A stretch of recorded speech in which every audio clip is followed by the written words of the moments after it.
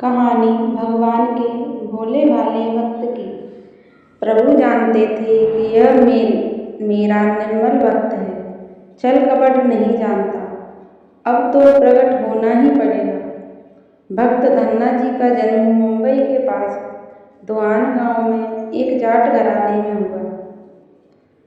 आपके माता पिता कृषि और पशुपालन करके अपना जीवन यापन करते थे। वह बहुत निर्धन थे। जैसे ही धन्ना बड़ा हुआ, उसे भी पशु चराने के काम में लगा दिया। वह प्रतिदिन पशु चराने जाया करता। गांव के बाहर ही कच्चे तालाब के किनारे एक ठाकुर जी का द्वार था, जिसमें बहुत सारी ठाकुर जियों की मूर्तियां रखी हुई थी। लोग प्रतिदिन वहां आकर माथा टेकते व भेंट अर्पण करते। धन्ना पंडित को ठाकुर जियों की पूजा करते, स्नान करवाते व घंटियां खड़काते रोज देखता। अल्पबुद्धि का होने के कारण वह समझ न पाता। एक दिन उसके मन में आया कि देखते हैं कि क्या है। उसने एक दिन पंडित से पूछा ही लिया कि आप मूर्तियों के आगे बैठकर आप क्या करते हो।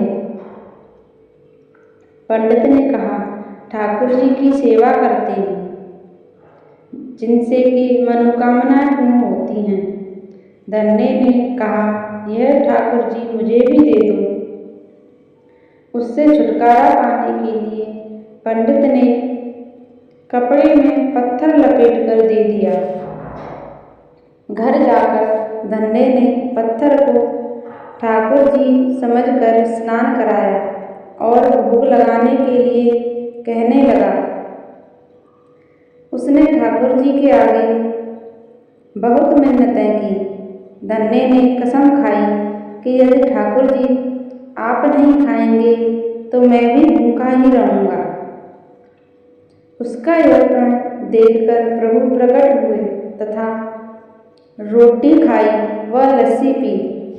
इस प्रकार धन्ने ने अपने भोलेपन में पूजा करने और साफ मन से पत्थर में भी भगवान को पा लिया।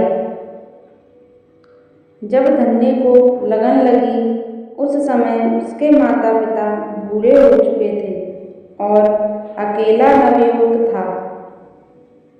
उसे ख्याल आया कि ठाकुर जी को पूजा से खुश करके यदि सब कुछ हासिल किया जा सकता है तो उसे अवश्य ही यह करना होगा, जिससे घर की गरीबी चली जाए तथा सुख आए। ऐसा सोचकर ही वह पंडित के पास गया। पंडित ने पहले ठाकुर जी देने से मना कर दिया कि वह ठाकुर जी की पूजा अकेले नहीं कर पाएगा। दूसरा, तुम अनपढ़ हो। तीसरा, ठाकुर जी मंदिर के बिना कहीं नहीं रहते और न ही प्रसन्न होते हैं,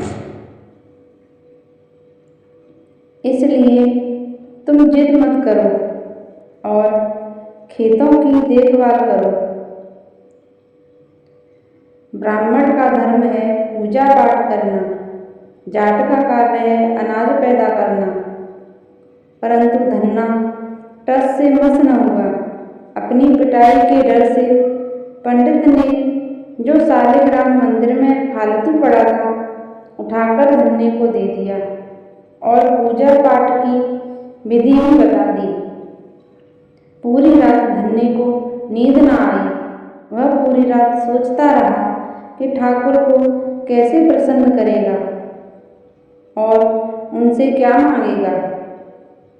सुबह उठकर अपने नहाने के बाद ठाकुर को स्नान कराया, भक्ति भाव से बैठकर लस्सी व रोटी पकाई। उसने प्रार्थना की, हे प्रभु, भोग लगाओ। मुझ गरीब के पास रोटी, लस्सी और माखन ही है और कुछ नहीं। जब और चीजें दोगे तब आपके आगे रख दूंगा। वह बैठा ठाकुर जी को देखता रहा, अब पत्थर भोजन कैसे करे। पंडित तो भोग का बहाना लगाकर सारी सामग्री घर ले जाता था, पर भले बालक को इस बात का कहाँ ज्ञान था। वह व्याकुल होकर कहने लगा, क्या आप जाट का प्रसाद नहीं खाते? दादा तो इतनी देर नहीं लगाते थे। यदि आज आपने प्रसाद न खाया तो मैं मर जाऊंगा, लेकिन आपके बगैर नहीं खाऊंगा। प्रभु जानते थे कि यह मेरा निर्मल भक्त है, छल कपट नहीं जानता। अब तो प्रकट होना ही पड़ेगा। 1 घंटा और बीतने के बाद धन्ना क्या देखता है कि श्री कृष्ण रूप भगवान जी रोटी मक्खन के साथ खा रहे हैं और लस्सी पी रहे हैं। भोजन खाकर प्रभु बोले, धन्य, जो इच्छा है मांग लो, मैं तुम पर प्रसन्न हूँ। धन्य ने हाथ जोड़कर विनती की, भाव, जो तुम्हारी भक्ति करते हैं तू उनके कार्य संवार देता है। मुझे गेहूं, दाल व घी दीजिए, मैं खुश हो जाऊंगा। यदि जूता, कपड़े, 7 प्रकार के अनाज, गाय या भैंस सवारी करने के लिए, घोड़ी तथा घर की देखभाल करने के लिए सुंदर नारी मुझे दें। धन्य के यह वचन सुनकर प्रभु हंस पड़े और बोले, यह सब वस्तुएं तुम्हें मिल जाएंगी। प्रभु बोले, अन्य कुछ? प्रभु, मैं जब भी आपको याद करूं आप दर्शन दीजिए, यदि कोई जरूरत हुई तो बताऊंगा। तथास्तु, भगवान ने उत्तर दिया। हे प्रभु, धन्ना आज से आपका आजीवन सेवक हुआ, आपके अलावा किसी अन्य का नाम नहीं लूंगा।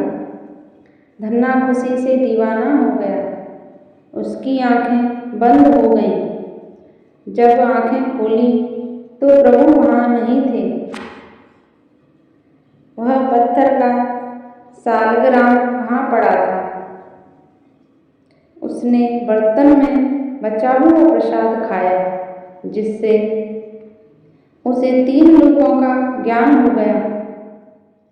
प्रभु के दर्शनों के कुछ दिन पश्चात धन्य के घर सारी खुशियां आ गईं। एक अच्छे अमीर घर में उसका विवाह हो गया। उसकी बिना बोई भूमि पर भी फसल लहा गई। उसने जो जो प्रभु से मांगा था उसे सब मिल गया। किसी ने धन्य को कहा, चाहे प्रभु तुम पर प्रसन्न हैं, तुम्हें फिर भी गुरु धारण करना चाहिए।